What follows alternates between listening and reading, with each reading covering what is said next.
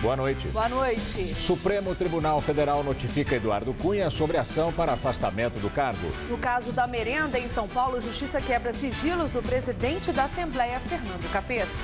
Organização Mundial da Saúde recomenda novas formas de combate ao Aedes aegypti. Acidentes com caminhões complicam o trânsito e criam despesas para a prefeitura. Aplicativos concorrentes do Uber treinam motoristas que vão dirigir os novos táxis pretos. Estados Unidos e Cuba assinam acordo que restabelece os voos regulares entre os dois países.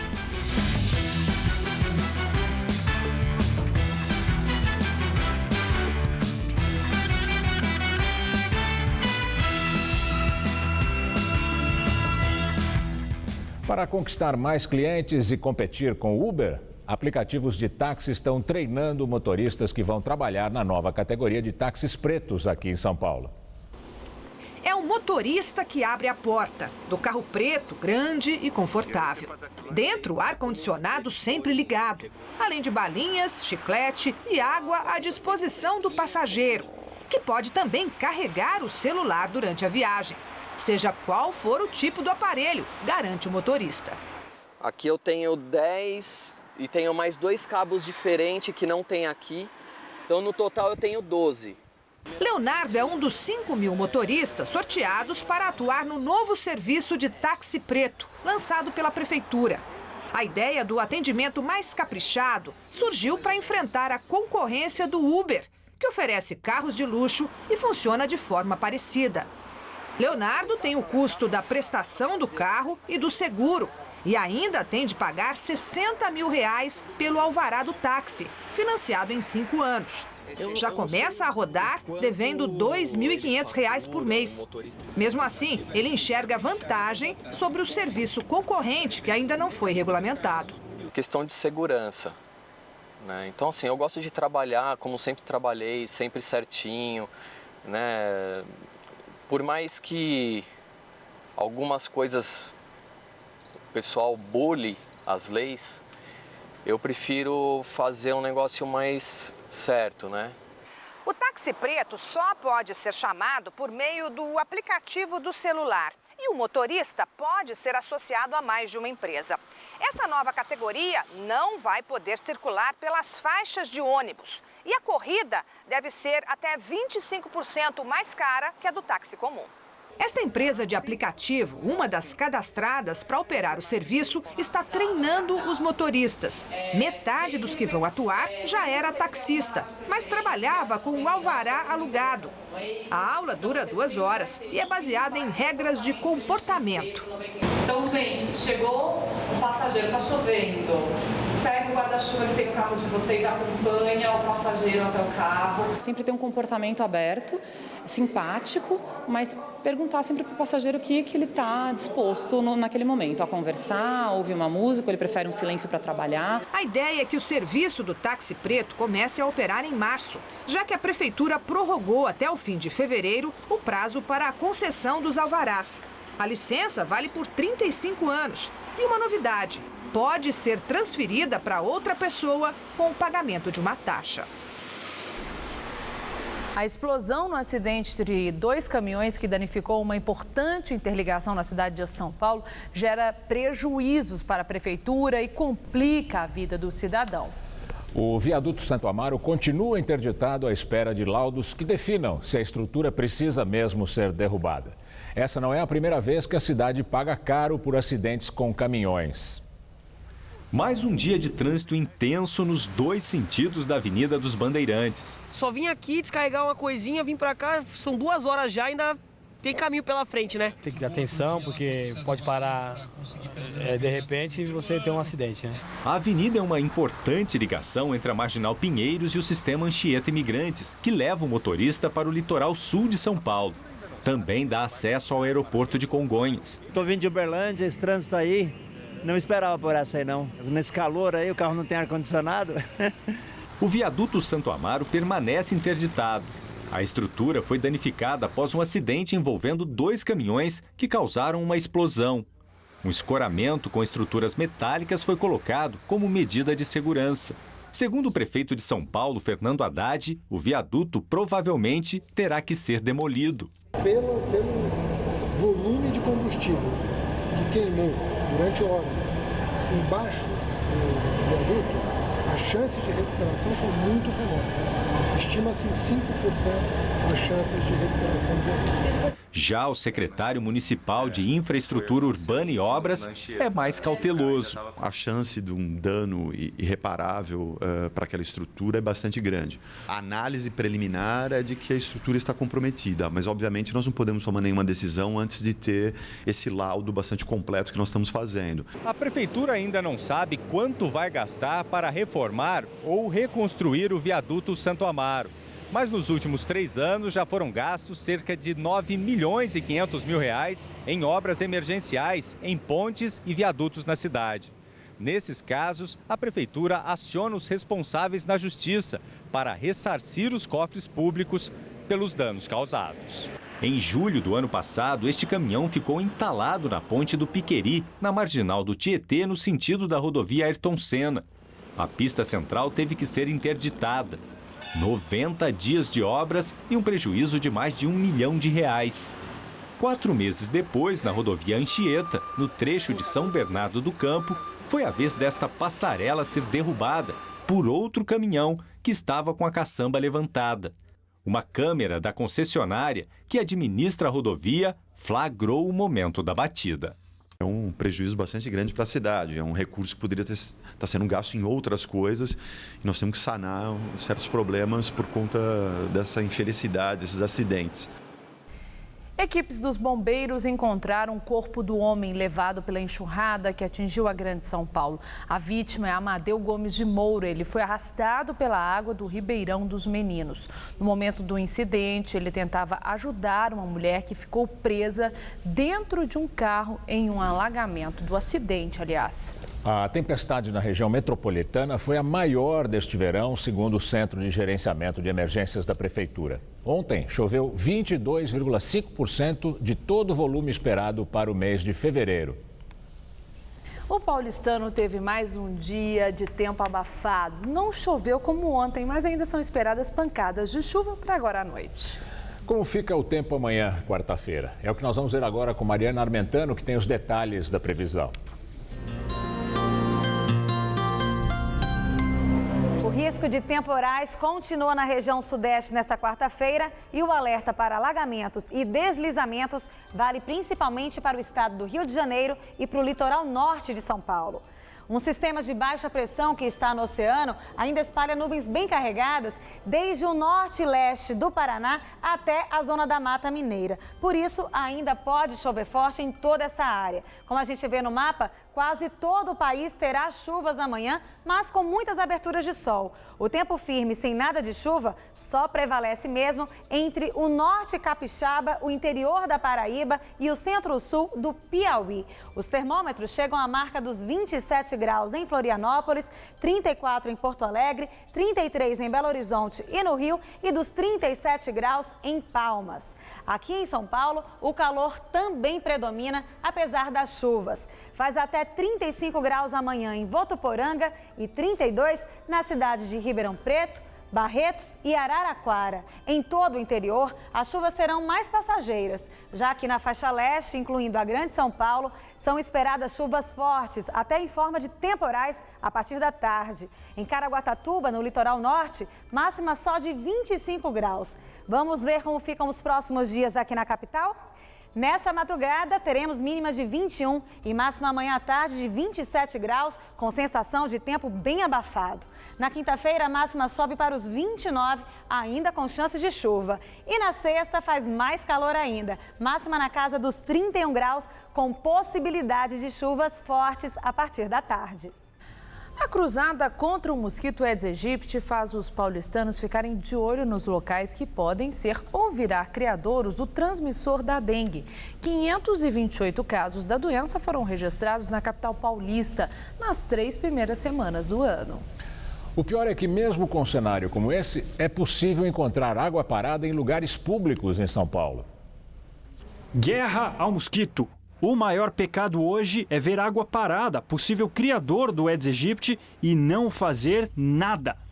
Não é à toa que a mobilização para combater o inimigo ficou ainda mais intensa na cidade. E mesmo com essa comoção toda, quem deveria dar o maior exemplo, que é a prefeitura, acaba ignorando o problema debaixo do próprio nariz. A começar aqui, no Anhangabaú. A fonte dos desejos, que está desligada e toda pichada, junta água e lixo, olha aí. Um pouquinho mais para frente, outro mau exemplo. Este espelho d'água está vazio e sem manutenção. E já imaginou o resultado, né? Depósito de lixo dos moradores de rua e mais água parada. Nessa esquina da zona sul de São Paulo, olha o perigo. Daquele lado tem uma maternidade. Mas atravessando a rua, a gente chega nesse terreno, que por sinal pertence à prefeitura e que tem denúncias de possíveis focos do mosquito aí dentro. O lugar, na Vila Clementino, serve como um depósito de carros. Sempre tinha uns carros do CET, mas isso há muito tempo atrás. Agora eu já não sei mais, porque eles fecharam. As reclamações surtiram efeito, tanto que hoje cedo, funcionários da prefeitura limparam o local. Mas na mesma rua, imóveis abandonados e com entulho podem servir de berçário, aquele que virou um dos nossos maiores vilões. Devia ser cuidado dessas coisas, porque um monte de criança aqui nascendo, né, agora. Devia ser cuidado, que é um descaso total disso. Em nota, a Prefeitura afirma que o espaço da Vila Mariana, mostrado na reportagem, recebe vistoria constante. Em relação ao Vale do Anhangabaú, a Subprefeitura da Sé informa que a limpeza no espelho d'água é realizada diariamente. Com relação à fonte, a Secretaria Municipal de Cultura diz que o Departamento do Patrimônio Histórico irá acionar uma equipe para fazer a limpeza no local. A Organização Mundial da Saúde defende o combate ao Aedes aegypti com mosquitos geneticamente modificados. Em comunicado, a OMS encorajou os países afetados pelo Zika vírus, dengue, chikungunya e febre amarela a aumentar o uso de antigas e novas formas de controle do Aedes aegypti. No caso dos mosquitos transgênicos, método já testado aqui no Brasil, os animais são geneticamente modificados para ficar estéreis e, uma vez liberados no ambiente, cruzam com as fêmeas, impedindo que elas copulem com machos selvagens e se reproduzam.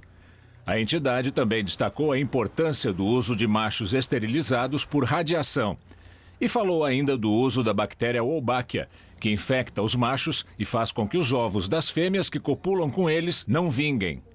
A OMS também mencionou o uso de peixes que se alimentam da larva do Aedes aegypti para proteger reservatórios de água. A organização salientou que a população deve continuar usando os métodos tradicionais de prevenção. A União Europeia anunciou que vai doar 10 milhões de euros para pesquisas científicas sobre o mosquito Aedes aegypti e a disseminação do Zika vírus em território brasileiro. O dinheiro será gerenciado pelo programa de pesquisas do Bloco Econômico chamado Horizonte 2020. Em março vai ser aberto um edital e equipes científicas podem se inscrever. As melhores propostas vão ter seus estudos financiados. O anúncio foi feito depois de uma reunião de representantes de 24 países hoje, aqui no Brasil, com o ministro da Saúde, Marcelo Castro.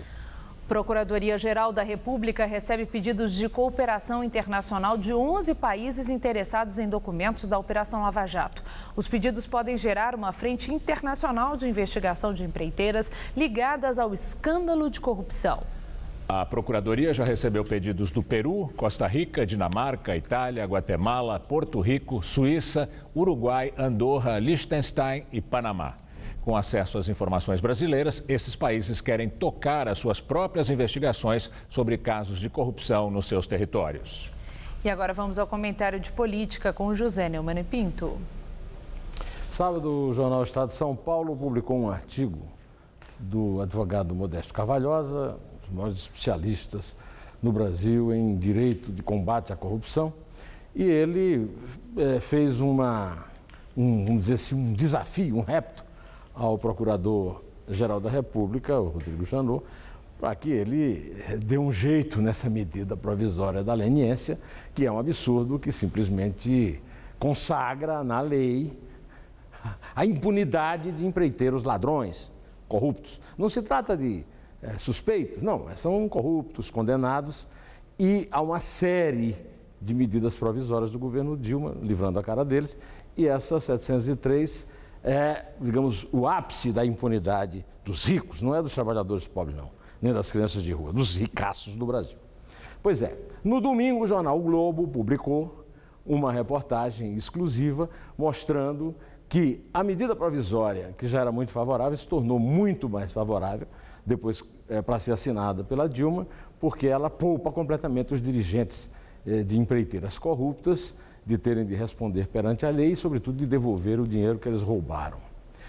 Nada mais me espanta da Dilma. A Dilma, a descobridora da mulher sapiens, da mosquita, não me espanta mais. O que me espanta é que isso acontece na mais completa paz. E eu não estou falando naquela esquerda que comparece sempre para defender Dilma, Lula, o triplex do Guarujá, o sítio do Jonas Suassuna, não. Eu estou falando da oposição.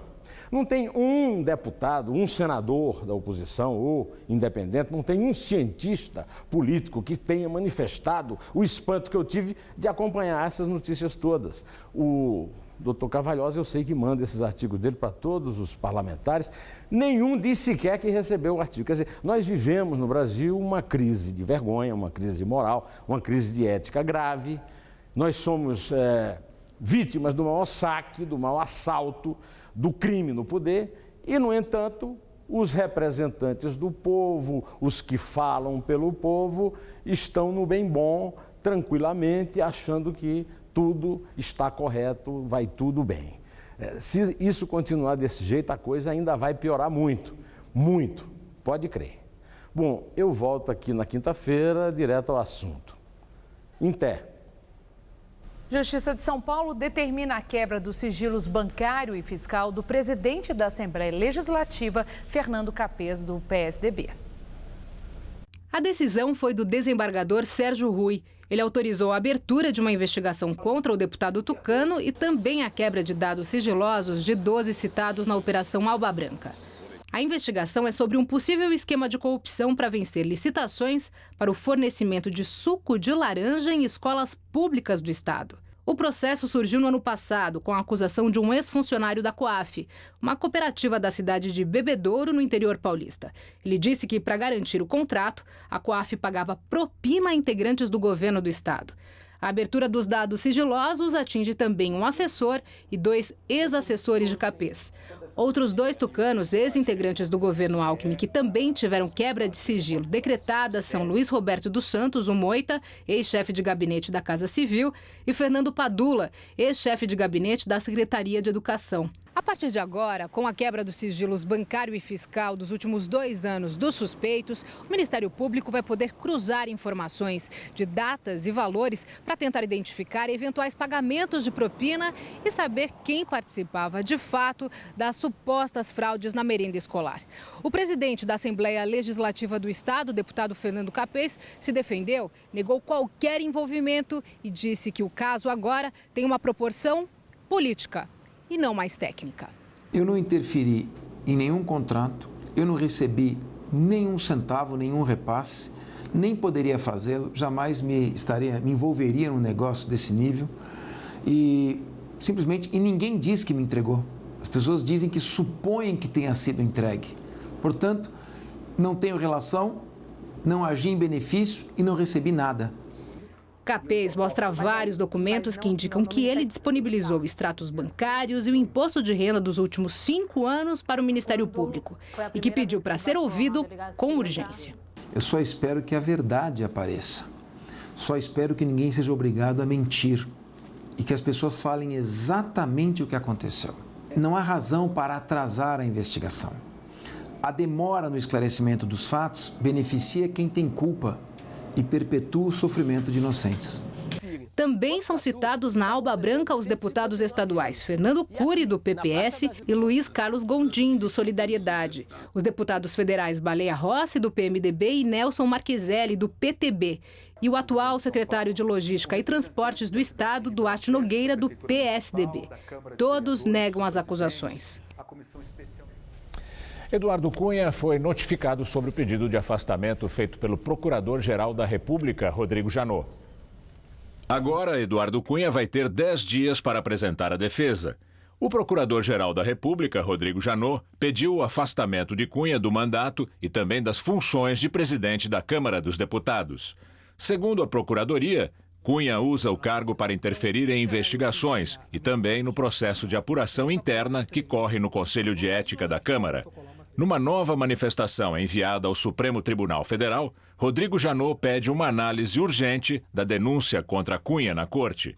No documento, Janot afirma que Cunha sempre se mostrou agressivo e dado a retaliações a todos aqueles que se colocam em seu caminho. O procurador-geral diz ainda que há elementos robustos que comprovam o recebimento de propina por Cunha. O deputado é acusado de receber dinheiro desviado da Petrobras. O ministro do Supremo Tribunal Federal, relator da Lava Jato, Teori Zavascki, disse que o plenário da Corte pode analisar o caso até o fim deste mês. Conselho de Ética adia mais uma vez a análise de processo que pode levar à cassação do deputado Eduardo Cunha. O Conselho retomou os trabalhos e havia a expectativa de que o relatório do deputado Marcos Rogério, do PDT, que pede a continuidade do processo contra Cunha, fosse lido hoje. Mas a defesa de Cunha apresentou no Supremo Tribunal Federal uma ação pedindo mais 10 dias para defender o parlamentar junto ao Conselho de Ética. Com isso, Marcos Rogério decidiu apresentar o texto amanhã. O processo de Cunha no Conselho de Ética voltou à estaca zero no ano passado. A vice-presidência da Câmara acolheu um pedido que questionava o fato de não se poder pedir vista do processo. Agora ele quer mais prazo para apresentar a defesa antes da leitura de um novo relatório sobre seu caso. No STF, o pedido da defesa foi encaminhado por sorteio para o ministro Luiz Roberto Barroso. Cunha é acusado de ter mentido à CPI da Petrobras ao negar ter contas no exterior. E agora, direto de Brasília, Josias de Souza fala sobre a situação de Eduardo Cunha. A Câmara dos Deputados se transformou numa espécie de centro terapêutico para tratar Eduardo Cunha das suas loucuras. O tratamento é demorado e custoso e quem paga a conta é você. Na Câmara, o caso Eduardo Cunha vive em estágio de regressão permanente. O Conselho de Ética não consegue ultrapassar a primeira fase, em que os deputados precisam decidir se o pedido de cassação contra Eduardo Cunha terá ou não prosseguimento. O Conselho de Ética retomou suas atividades hoje da estaca zero. A atmosfera é de esquizofrenia. O PSOL pediu o acréscimo de novas acusações contra o deputado. E Eduardo Cunha protocolou no Supremo uma petição em que faz uma série de pedidos. Trancamento do processo, ou concessão de mais prazo para a defesa, ou até a escolha de um novo relator, que seria, neste caso, o terceiro relator. Todos esses pedidos têm um objetivo em comum: melar o processo, retardando-o, se possível, ao infinito. Simultaneamente, o Supremo notificou Eduardo Cunha para que ele apresente em 10 dias sua defesa na ação em que a Procuradoria pede o seu afastamento do mandato e, em consequência, também do cargo de presidente da Câmara. Abre-se a perspectiva de que o Supremo afaste Eduardo Cunha, fazendo por provocação o que os deputados não conseguem fazer por obrigação.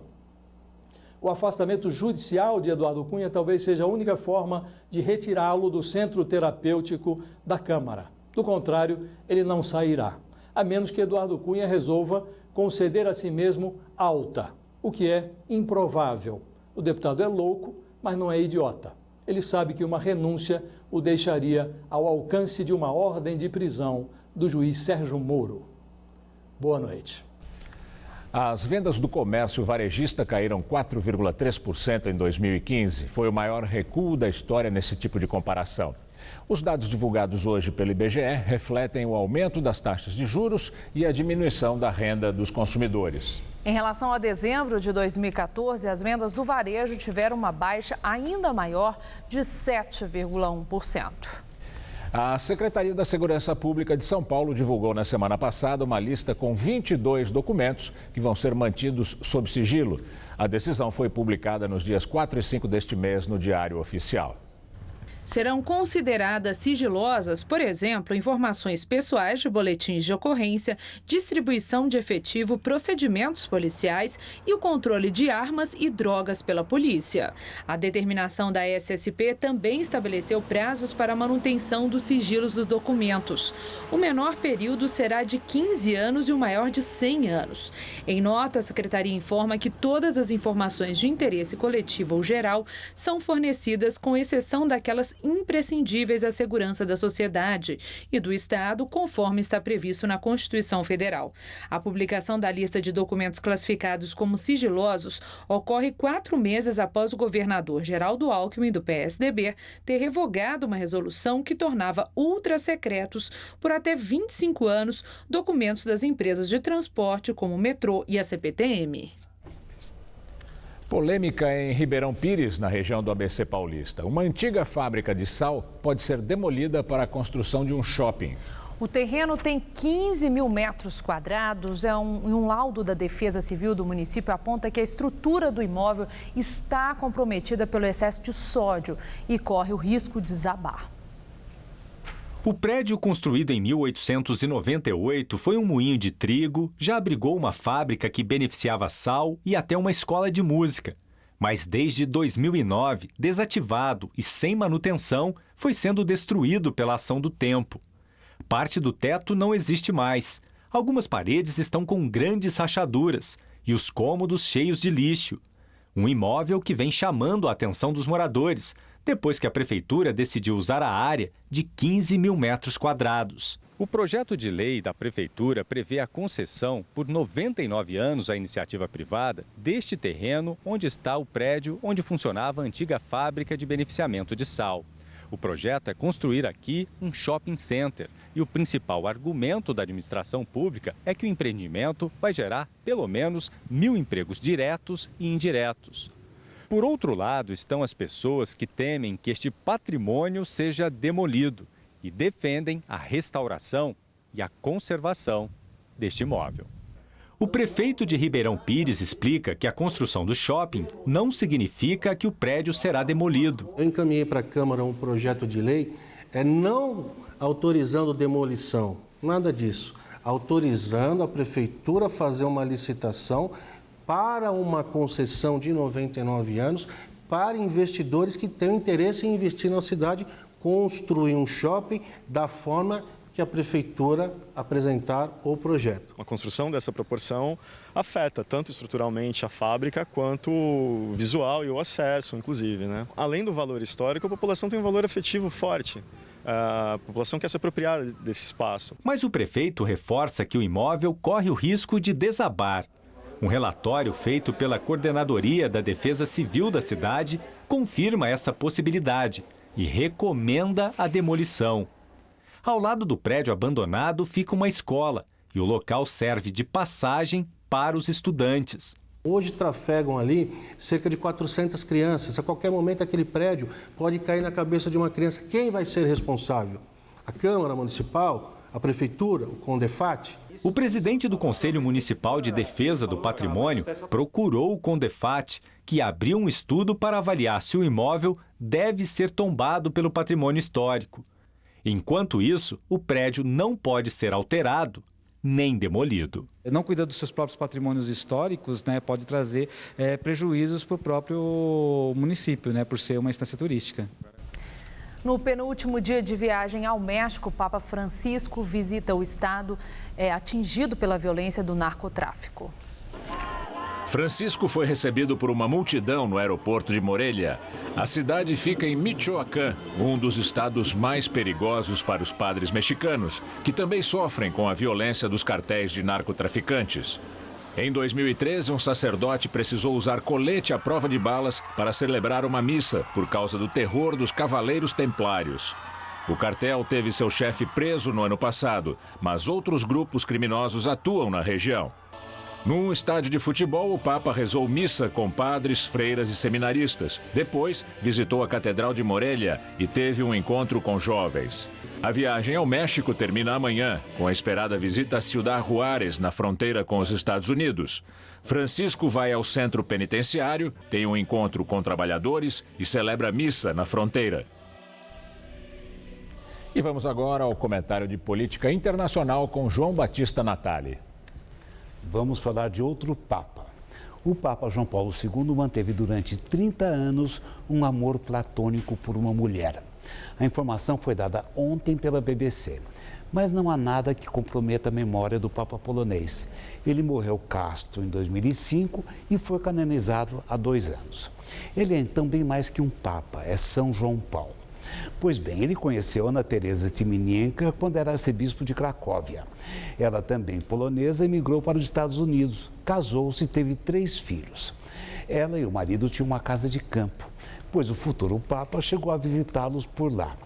Existem fotografias deles em refeições ao ar livre com a família em 1978. A Igreja o escolheu como sucessor de João Paulo I. O Papa polonês fez questão de manter amizade com Ana Teresa, que era professora de filosofia nos Estados Unidos. A correspondência entre os dois foi vendida há 8 anos para uma biblioteca da Polônia. Esses documentos não estavam disponíveis para o público. A BBC ficou sabendo, procurou e achou. O detalhe importante é que o amor é apenas insinuado. O Papa e Ana Teresa não falam em contato físico, em alguma coisa sexual. Eu pergunto então se esse detalhe biográfico faz de João Paulo II um homem melhor ou pior do que ele realmente foi. A resposta é: não muda nada. Mas vejamos como o celibato dos padres foi tratado. Há quase 1000 anos não podiam se casar apenas os padres que viviam fechados nos mosteiros. Fora desses mosteiros existiam padres casados. Mas já existia uma recomendação em favor do celibato esboçada no Concílio de Nicéia, no ano de 325. A proibição virou lei só no século XI. Em 1963, com o Concílio do Vaticano, o então Papa João XXIII disse que a Igreja poderia decidir sobre tudo, inclusive sobre o voto de castidade dos padres. Mas o concílio decidiu que padre não podia namorar e que também não podia casar. Essa proibição foi reforçada em 1967 com uma encíclica de Paulo VI. Não me perguntem se a Igreja Católica tem ou não razão. Eu não sei. Eu deixo a resposta para vocês. É assim que o mundo gira. Boa noite. Rússia nega envolvimento nos ataques a hospitais e escolas na Síria, que mataram mais de 50 pessoas. O presidente Bashar al-Assad diz que não acredita na trégua que deveria começar esta semana. A perspectiva de trégua não fez diminuir a violência. O exército sírio publicou nas redes sociais imagens do que seriam operações contra rebeldes em 2 províncias de Alepo. O ditador Bashar al-Assad declarou que dificilmente vai acontecer até sexta-feira o cessar-fogo acertado na semana passada. O Observatório Sírio dos Direitos Humanos responsabilizou a Rússia pelos ataques que destruíram 2 hospitais. Mas Moscou declarou que as acusações não têm fundamento. A Síria sustenta que o centro médico apoiado pelos Médicos Sem Fronteiras foi atingido por forças americanas. As Nações Unidas anunciaram que mais de 50 pessoas morreram nos bombardeios em Idlib e Azaz. Pelo direito internacional, ataques a hospitais e escolas são crimes de guerra. Venezuela, Catar, Rússia e Arábia Saudita, 4 dos maiores produtores do mundo, resolveram hoje congelar a produção de petróleo no nível de janeiro. O anúncio da decisão foi feito pelo presidente da Organização dos Países Exportadores de Petróleo, a OPEP. Com a medida, os produtores querem evitar a queda do preço do barril, hoje perto dos $30. O ministro de Energia do Catar, Mohamed Sadah, que é também o presidente da OPEP, disse que vai fazer uma nova rodada de negociação com o Irã e o Iraque, 2 grandes produtores, para que todos, participantes da OPEP ou não, adotem a mesma medida. Autoridades iranianas, porém, já anunciaram que não pretendem restringir a sua produção e querem voltar a produzir o mesmo que produziam antes do boicote comercial imposto pelos Estados Unidos. Na entrevista do dia com Maria Lídia Flandoli, efeitos das denúncias de corrupção do PT, que completa 36 anos. Quem faz a análise é o doutor em ciência política Aldo Fornazieri, diretor acadêmico da Fundação Escola de Sociologia e Política de São Paulo. Muito obrigada, professor, por estar conosco. O PT completa 36 anos com uma história de destaque na vida política brasileira. 4 mandatos presidenciais, vários governos de estado, muitas prefeituras, bancada de expressão no legislativo em vários estados e no Congresso Nacional. Como foi que o PT chegou à situação em que está? Bom, temos 2 histórias do PT, uma história de êxito e uma história de crise. A história de êxito significa exatamente tudo isso que você sinalizou, né?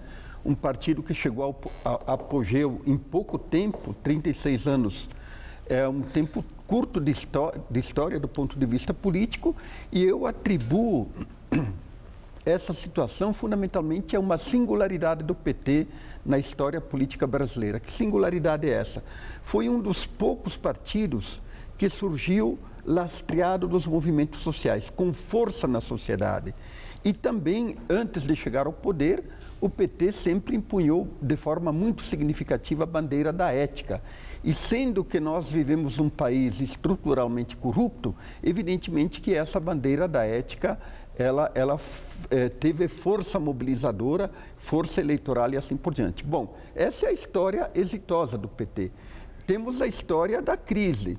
Quer dizer, o PT aparentemente caiu na armadilha mais comum que caem todos os líderes, todos os movimentos, todos os grupos que chegam ao poder. Eles se esquecem de que o movimento que os levaram à ascensão foi um movimento que tinha um fundamento ético e moral e se corromperam. Então, aparentemente, o problema da corrupção, ele foi, digamos assim, o fundamento da crise que o PT vive hoje.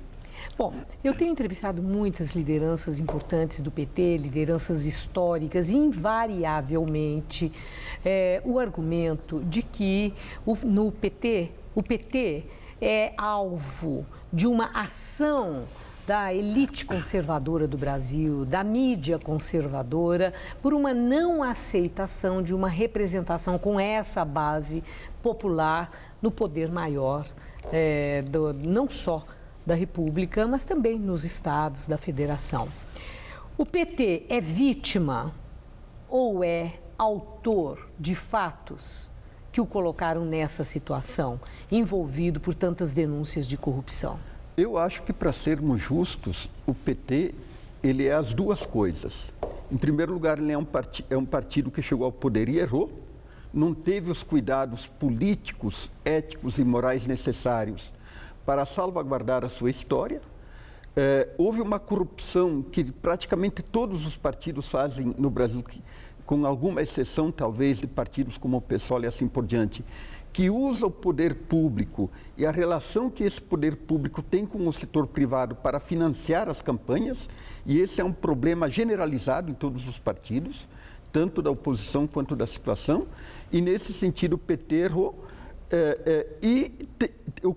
Teve pessoas que se corromperam, inclusive pessoalmente dentro do PT, que enriqueceram de alguma forma ou de outra. Então, nesse sentido, o PT ele é autor da sua crise, não há como negar isso. Por outro lado, nós vemos também movimentos que de fato são movimentos persecutórios. Eu acho que, por exemplo, é evidente que o Lula deve explicações à opinião pública, mas eu acho que houve todo um exagero e uma perseguição política nos últimos movimentos que a Operação Lava Jato fez em torno do presidente Lula. Por exemplo, a história do triplex, desde a nomeação do triplo X da operação pela Polícia Federal, que prendeu 4, 5 pessoas e numa semana depois todas foram soltas. E, misteriosamente, o próprio noticiário na mídia sobre o triplex desapareceu completamente. Isso é uma coisa que tem que ser explicada.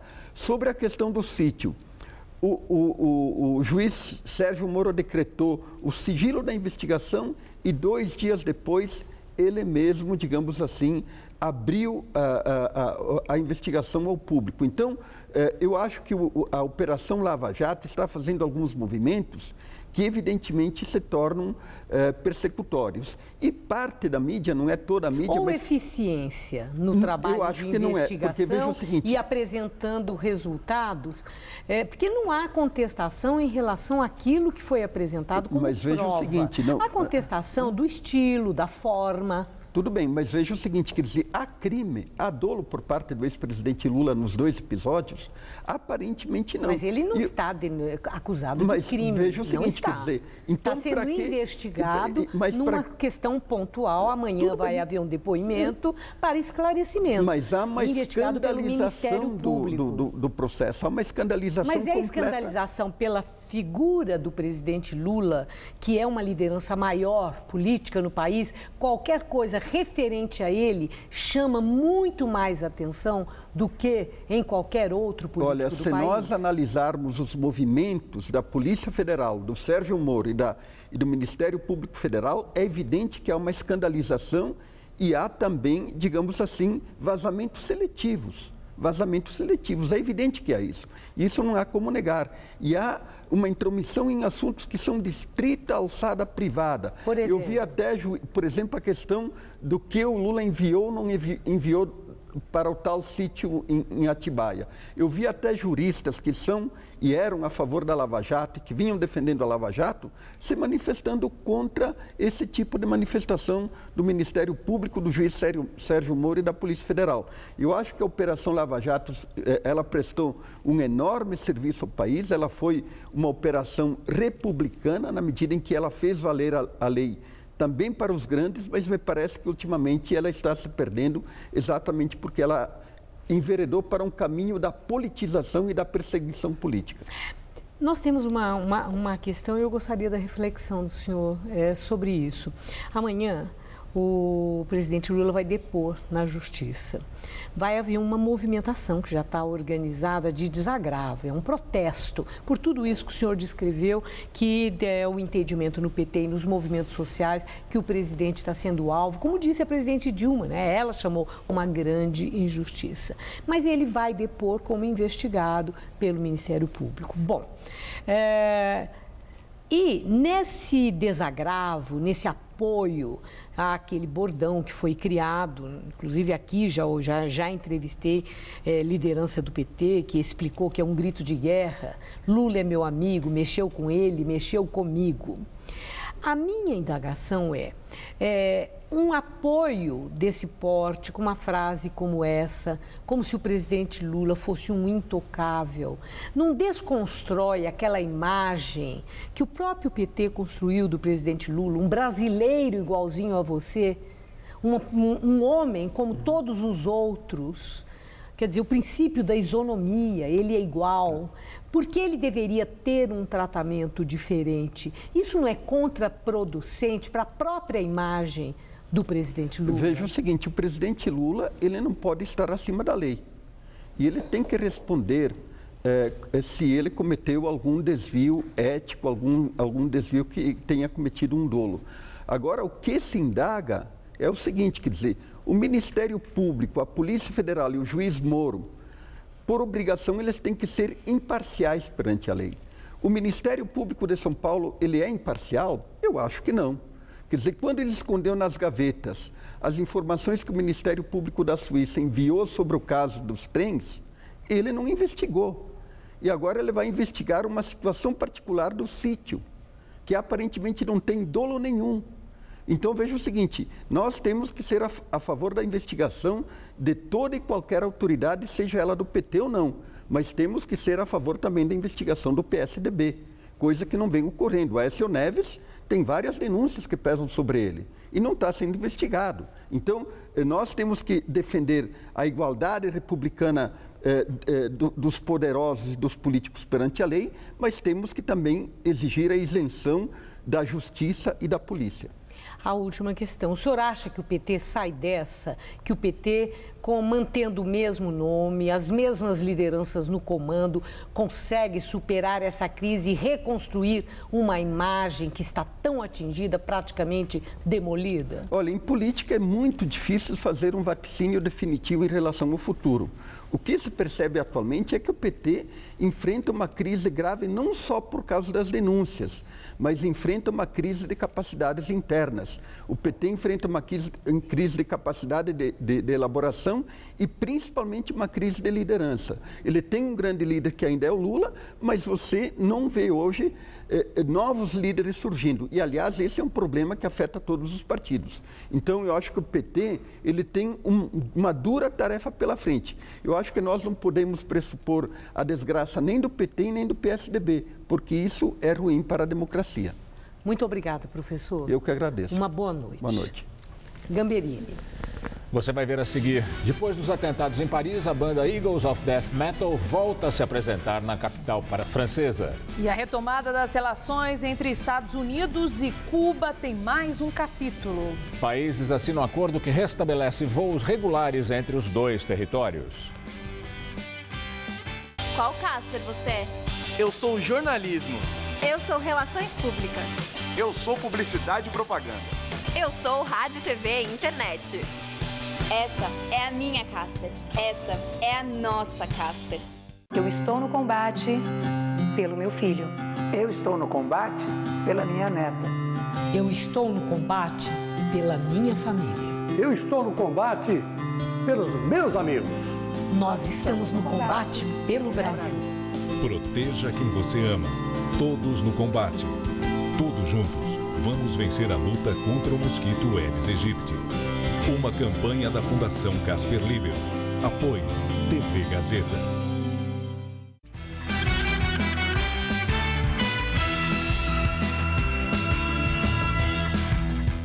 E agora vamos às notícias do esporte com Celso Cardoso e Estela Gontijo.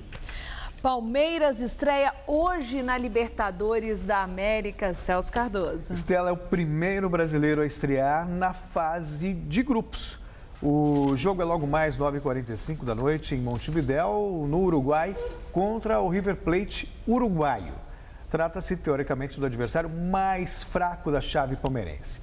O atacante Lucas Barrios, porém, pede seriedade e respeito com o adversário.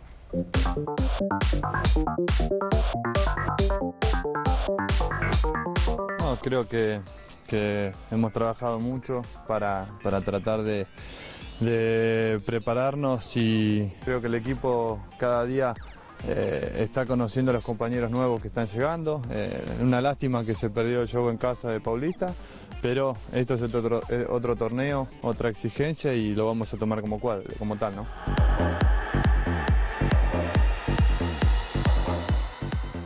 Celso, é um jogo fácil para o Palmeiras? Fácil nunca é. Se você levar em consideração que nos últimos 3 jogos o Palmeiras não venceu nenhum, e quais eram os adversários? Oeste de Itápolis, Linense, perdi o outro agora, me deu um branco. São Bento de Sorocaba, ou seja, 3 adversários fracos. Então, o River Plate está mais ou menos no mesmo nível, mas joga no Uruguai, tem toda a pressão sobre o Marcelo Oliveira. Mas como tem ainda no grupo outros adversários mais difíceis, como o Rosário Central e também o Nacional do Uruguai, é bom que o Palmeiras volte de lá com pelo menos um ponto na bagagem. Qualidade para isso tem, até para vencer. E amanhã, pela Libertadores, é a vez de vermos São Paulo e Corinthians em ação. Falamos primeiro do Corinthians, certo? Que também fará a estreia dele no torneio continental. A partida de amanhã é no deserto chileno contra o Cobressal. A delegação corintiana fez escala em Santiago do Chile para depois seguir para El Salvador, cidade que abrigará o jogo. Amanhã, contra o Cobressal, no Chile, o Corinthians estreia na Copa Libertadores da América. E da equipe titular, os jovens Luca e Iago também estarão pela primeira vez disputando o torneio mais importante das Américas. Tentar se adaptar o mais rápido possível, a gente sabe que é comportamentos diferentes, culturas diferentes, jeito de jogar diferente, por se tratar de Libertadores, outros países que a gente está acostumado a jogar contra jogadores brasileiros. Tentar se adaptar mesmo o mais rápido para poder reagir mais rápido e ter boas atuações. A gente sabe da importância que é essa competição. A gente fica um pouco ansioso, mas é normal. Depois que a bola rolar, isso passa e a gente tem que estar preparado para todas as situações que possam acontecer. Apesar da pouca idade, Iago faz questão de tranquilizar a torcida corintiana quanto à sua experiência. Eu já não sou nenhum menininho mais, tenho 23 anos, já joguei 2 Séries B. Para a estreia amanhã na Copa Libertadores, o técnico Tite vai contar com força máxima. Elias, que não enfrentou o São Paulo, tem volta assegurada ao meio-campo corintiano. E a maior preocupação dos jogadores está com o desconhecimento do próprio adversário de amanhã. Foi passado para a gente que é muito calor, que tem altitude, né? Mas essas situações a gente tem que saber lidar com elas. Isso vai acontecer. Competição Libertadores tem essas dificuldades, então a gente tem que saber lidar para para que possamos ter êxito. Já o São Paulo vai jogar em casa contra o Strongest da Bolívia. O time São Paulino, que já jogou 2 partidas eliminatórias nesta Libertadores, para amanhã, sua estreia na fase de grupos.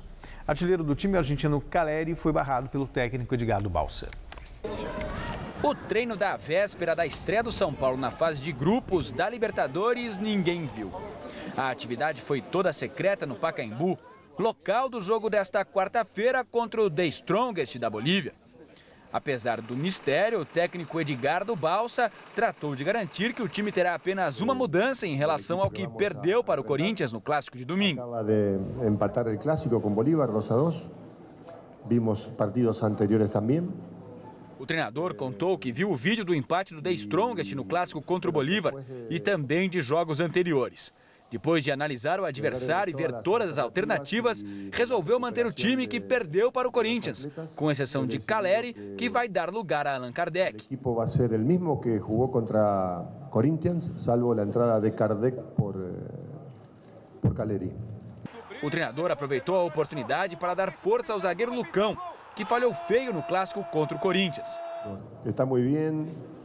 Balsa afirmou que Lucão está muito bem, que cometeu um erro como todo mundo comete, por isso não pode ser crucificado. Como dije depois do partido, por isso temos que crucificá-lo. Lucão está escalado, vai ser titular contra o The Strongest, mas aqui na arquibancada estarão milhares de torcedores desconfiados da capacidade dele e dispostos a vaiá-lo na primeira oportunidade.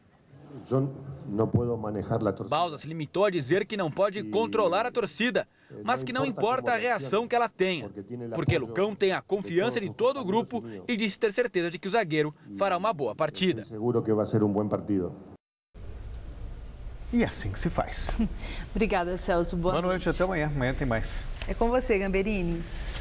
Aos 77 anos, um ex-atleta e agora artista plástico paulista pinta o movimento e a paixão pelo esporte nas suas telas. Quem conta essa história de Ottoni Galli é a bike repórter Renata Falzoni. Os traços dão forma ao corpo em movimento. Aos 77 anos, o ex-atleta e artista paulista Ottoni Galli busca inspiração nas emoções do esporte. A origem de toda a preocupação é com a anatomia do homem, do animal. Uma anatomia saudável é aquela anatomia que está se movimentando, que está se cuidando, e o esporte sintetiza isso. Já pratiquei futebol de salão, tênis, natação, polo aquático e atletismo na modalidade marcha atlética. Como eu estou praticando muito ciclismo, mostrar uma fuga, né? Um ciclista que se manda e o outro que está pensando se vai atrás e vai ter que ir.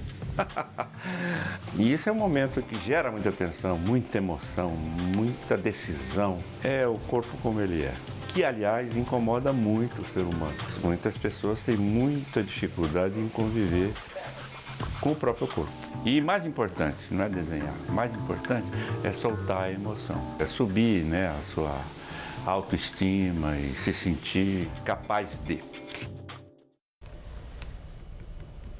As obras de Ottoni Galli podem ser vistas na exposição Arte no Esporte, que fica na Galeria Spazio Surreale, no bairro dos Jardins, até o dia 6 de março. A entrada é de graça. Depois de um ano de negociações, Estados Unidos e Cuba assinam um acordo que restabelece os voos regulares entre os dois países. O acordo assinado em Cuba autoriza 110 voos regulares diários para Havana e outros 9 aeroportos na ilha. As rotas devem começar a funcionar no último trimestre deste ano e as regras serão as mesmas dos outros voos internacionais. Amanhã vai ser aberto o processo de licitação para as companhias aéreas americanas interessadas em operar nestas rotas. O processo ainda não inclui a empresa cubana de aviação, que pode voltar a operar no futuro. 3 meses depois dos atentados de Paris, o grupo americano Eagles of Death Metal volta a se apresentar na capital francesa. O palco é o famoso Olympia de Paris. O grupo californiano Eagles of Death Metal toca hoje na presença de sobreviventes da matança no Bataclan, parentes das vítimas e psicólogos. O vocalista da banda, Jess Hughes, disse que vai ser um show de rock normal, mas não conteve a emoção durante a entrevista. Hughes disse que espera ser capaz de entrar no palco e ser mais forte do que é agora. Como aconteceu no Bataclan, a dupla austríaca White Miles abre o show. O Eagles of Death Metal disse que espera ser o primeiro a se apresentar no Bataclan, quando a casa de espetáculos voltar a abrir as portas, provavelmente no fim deste ano. O Jornal da Gazeta termina aqui. A edição de hoje pode ser vista no site do Jornal da Gazeta. Mais notícias em nossa edição das 10. Uma excelente noite para você. Voltamos amanhã às 7 da noite em ponto. Boa noite e até lá. Logo mais 10h30 da noite, Rony Fon recebe o jornalista Jamil Chad no Tudo Seu.